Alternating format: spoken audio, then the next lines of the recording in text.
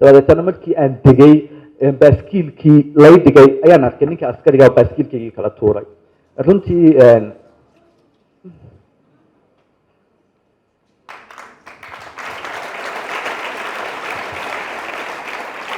waxay ahayd munaasabad ilyartu isqabatay oo sheekada noloshiisa uu ku soo bandhigayay maxamed haldoor saxafi da'yar oo ka mid ah dadka baahiyaha gaarka ah qaba kuma uu dhalan waxaase uu laxaadka lugihiisa waayay wakhti hore oo yaraantiisa ahayd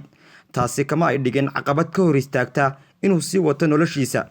siiba inuu rumeeyo riyadiisa ahayd inuu noqdo saxafi codka iyo qalinkiisa bulshada ugu hiiliya gaar ahaanna inta ay isku baahida yihiin ee ay yar tahay in la helo cid u damqata oo baahidooda soo gudbisa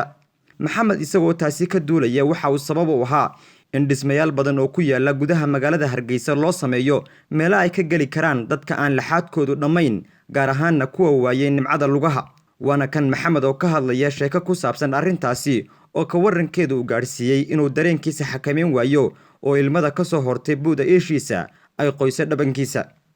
runtii inankii taksiga waqti badan baa ka qaatay lacag baan kusoo kiraystay wuxuu igu yidhi walaalow laba mid same inaan halkaa ku dhigo kaa tago iyo inaan guriga kaa keenay kugu celiyo waayo dee waad aragtaa laynaba sii daynayo dabadeetana xasan baan ku celiyey anoo runtii aada u niyad xumaaday ayaan xasan ku celiyey dabeetana xasanna wuxuu yidhi kumuu soo dayn miya haa dabeetana waxaan ku yidhi walaal ideji adna iska tag ceebaa ha igu yimaado xasan waxaydiisu dabadeetana markii aan degay baaskiilkii lay dhigay ayaan arkay ninka askariga baaskiilkaygii kala tuuray runtii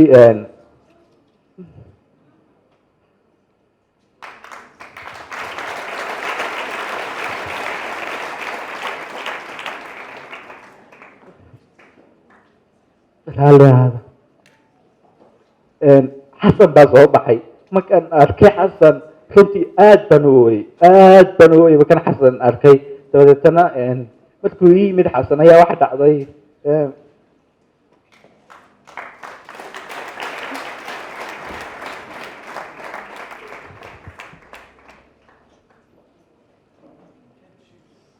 gudoomiyaha xisbi mucaaradka wadani Dr. Cabdiraxmaan Ciro oo ka mid ahaa mas'uuliyiintii munaasabadda ka soo qayb gashay ayaa sheegay in ka xisbihaan ay ugu deeqeen maxamed gaari ka saacida inuu si fudud u goto nolol maalmeedkiisa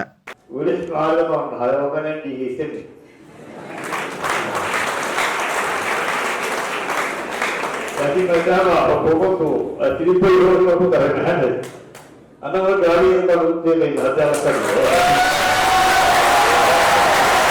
maxamed hadda waxa uu ka mid yahay shaqaalaha raadiyo Hargeysa codka jamhuuriyadda Somaliland oo ka mid ah warbaahinta guunka ah ee Somaliland ay leedahay waana shaqaale dawladeed oo ku jira galka rasmiga ah ee shaqaalaha dawladda Mukhtaar Maxamed Cali agaasimaha wasaaradda warfaafinta oo wasaaraddiisa uu hoos yimaado raadiyo Hargeysa isla markaasina maxamed uu subax walba u shaqo tago ayaa sharaxaya habka lagu shaqaaleysiiyay haldoor walaha baliyay runtii sida quruxda badan iyo dadaalka uu ku soo gaaray halka aynu caawa joogno iyo dadka intaa leeg runtii ilaa xagga dibaddu ay caawa buuxdo la qaysanaya maxamed murugadiisii iyo farxadiisiiba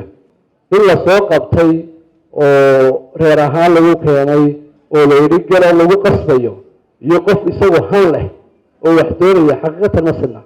maxamed bin han leh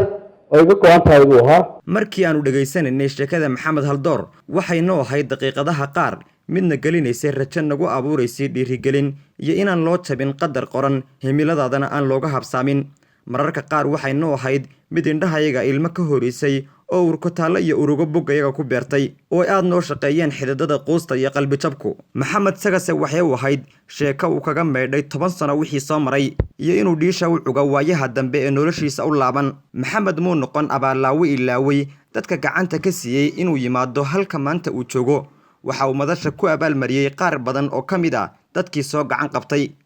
Axmed Saciid Xasan Axmed Shimali Ariel TV Hargeysa adeega cusub ee shirkadda Dahabshiil iyo Idahab haddaba macmil adeegan cusub ee casriga ah waxa uu ku sahlayaa in adigoo jooga gurigaaga ama goobtaada shaqo aad lacag ugu xawshid asxaabtaada iyo ehelkaaga jooga daafaha dunida